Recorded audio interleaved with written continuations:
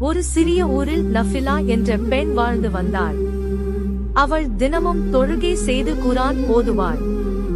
ஆனால் அண்டை வீட்டாருடன் அதிகம் பழகாமல் தனியாகவே இருப்பாள்.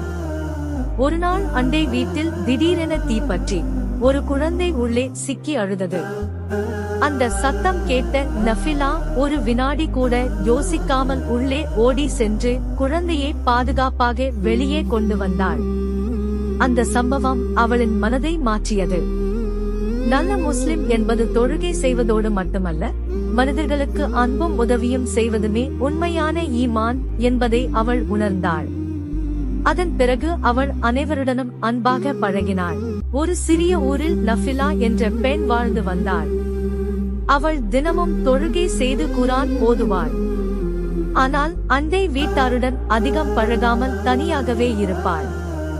ஒருநாள் அண்டை வீட்டில் திடீரென தீப்பற்றி ஒரு குழந்தை உள்ளே சிக்கி அழுதது. அந்த சத்தம் கேட்ட நஃபிலா ஒரு வினாடி கூட யோசிக்காமல் உள்ளே ஓடி சென்று குழந்தையை பாதுகாப்பாக வெளியே கொண்டு வந்தாள்.